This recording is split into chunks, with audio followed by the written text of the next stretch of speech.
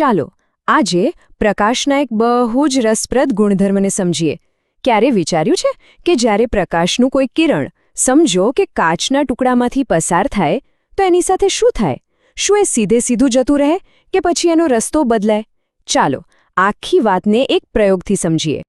તો આપણો મુખ્ય સવાલ આ જ છે કે ભાઈ કાચના લંબઘનમાંથી પ્રકાશ પસાર કેવી રીતે થાય છે? આ એકદમ સીધી સાદી વાત લાગે, પણ એની પાછળ એક બહુ જ મજેદાર વિજ્ઞાન છુપાયેલું છે. અને આ વિજ્ઞાનને સમજવા માટે આપણે એક પ્રયોગ કરવાના છીએ. તો ચાલો શરૂ કરીએ આપણો પ્રકાશ અને કાચનો પ્રયોગ. આપણે સ્ટેપ બાય સ્ટેપ આગળ વધીશું અને જોઈશું કે પ્રકાશ કેવો જાદુ બતાવે છે. ઓકે, તો સૌથી પહેલાં તો પ્રયોગની ગોઠવણી કરવી પડશે, બરાબર ને? ચાલો જોઈએ કે આપણે શું કરવાનું છે. ચાલો સ્ટેપ બાય સ્ટેપ આગળ વધીએ. સૌથી પહેલાં એક ડ્રોઈંગ બોર્ડ લો અને એના પર એક સફેદ કાગળ લગાવી દો. હવે એ કાગળની બરાબર વચ્ચે આપણો જે કાચનો લંબઘન છે એને મૂકી દો અને પછી પેન્સિલથી એની ચારે બાજુ બોર્ડર દોરી લો. અને ચાલો એને નામ આપી દઈએ A, B, C અને D. બસ આટલું સિમ્પલ. આપણી પ્રયોગ માટેની જગ્યા તૈયાર છે. હવે આવે છે આખા પ્રયોગનો સૌથી મહત્વનો ભાગ. શું કરવાનું છે? ધાર AB પર થોડી ત્રાસી રહે એ રીતે 2 પેન લગાવો. આપણે એને કહીશું E અને F. હવે કાચના લંબઘનની બીજી બાજુથી એટલે કે ધાર CD પરથી આ E અને F પેનના પ્રતિબિંબને જોવાની કોશિશ કરો. જ્યારે તમને એ બંને એક સીધી લાઇનમાં દેખાય, બસ એ જ લાઇનમાં બીજી 2 પેન G અને H એવી રીતે લગાવો કે ચારે એટલે કે G, H અને પેલી 2 પેનના પ્રતિબિંબ એક જ સીધી લીટીમાં આવી જાય.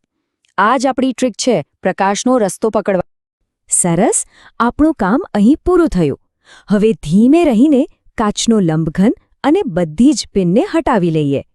હવે જુઓ, કાગળ પર જે પિનના ટપકા રહી ગયા છે ને, એ જ આપણને પ્રકાશની આખી મુસાફરીની કહાણી કહેશે.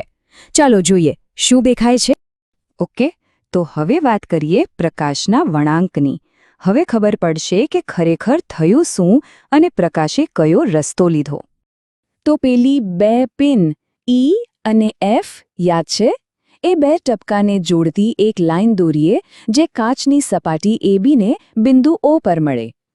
આ જે લાઇન બની EO એ છે આપણું આપાત કિરણ. મતલબ કે પ્રકાશનું એ કિરણ જે હવામાંથી મુસાફરી કરીને કાચની સપાટી પર અથડાયું. અને અહીં જ ખરી મજા છે. જેવું આ કિરણ બિંદુ O પરથી કાચની અંદર ગયું, એ સીધું નથી જતું, એ થોડું વળી જાય છે. હવે આપણે બિંદુ O અને O' ને જોડી દઈએ. આ જે નવો રસ્તો બન્યો OO', એને કહેવાય વક્રીભૂત કિરણ, એટલે કે વળેલું કિરણ. જોયો, જેવું માધ્યમ હવામાંથી કાચ થયું, પ્રકાશનો રસ્તો તરત જ બદલાઈ ગયો. પણ વાર્તા અહીં પૂરી નથી થતી. હજી એક વળાંક બાકી છે.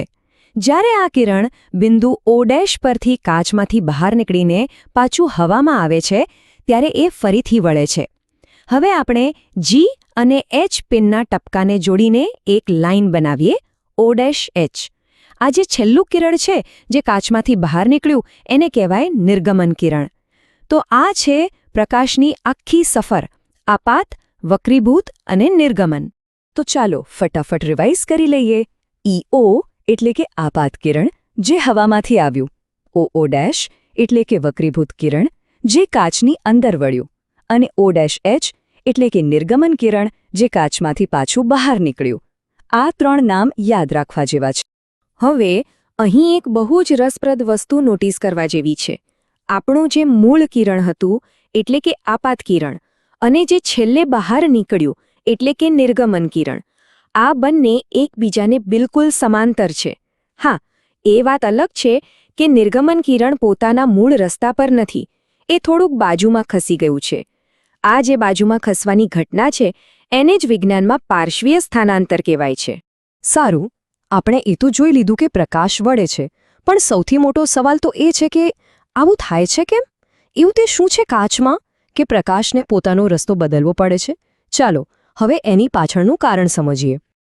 આ જે પ્રકાશના વળવાની ઘટના છે ને, એને જ વિજ્ઞાનની ભાષામાં કહેવાય છે વક્રીભવન. અને એનું કારણ એકદમ સિમ્પલ છે: પ્રકાશની સ્પીડમાં થતો ફેરફાર. એક ઉદાહરણથી સમજીએ. વિચારો કે કોઈ પાક્કા રોડ પર ફૂલ સ્પીડમાં દોડી રહ્યું છે અને અચાનક રેતીવાળો રસ્તો આવે. શું થશે? સ્પીડ ઘટી જશે, બરાબર? બસ પ્રકાશનું પણ એવું જ છે.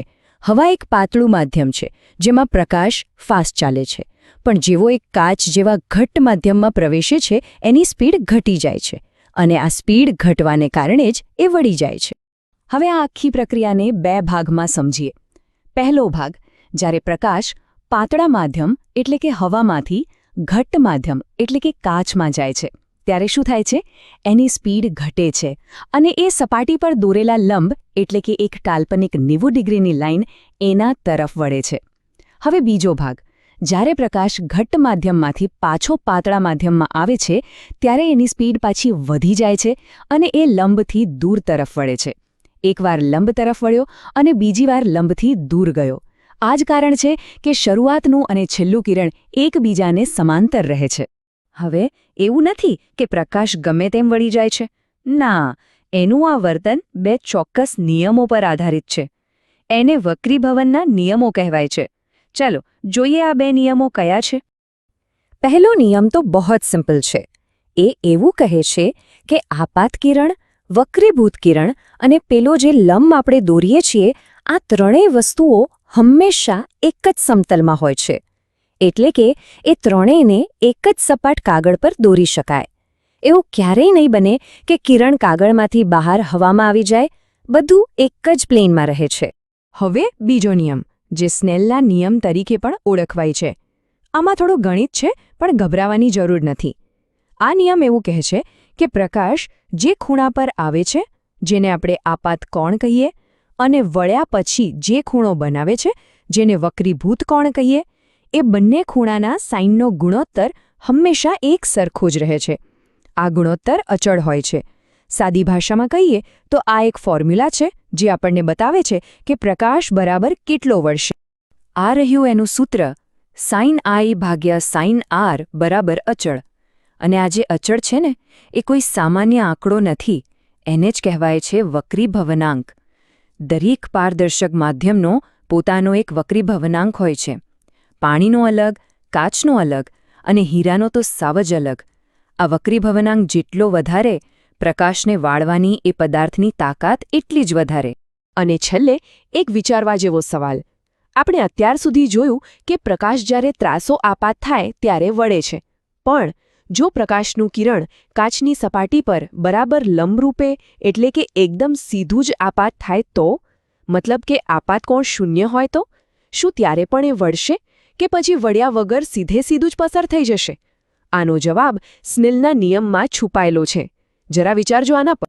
શૈક્ષણિક તેમજ આઈસીટીને લગતા વિડીયો મેળવવા માટે અમારી યુટ્યુબ ચેનલ સબસ્ક્રાઇબ કરો, બેલ આઇકન પ્રેસ કરો. તમને વિડીયો પસંદ આવ્યો હોય તો લાઇક કરો અને અન્ય તમારા મિત્રોને આ રીતે શેર કરો.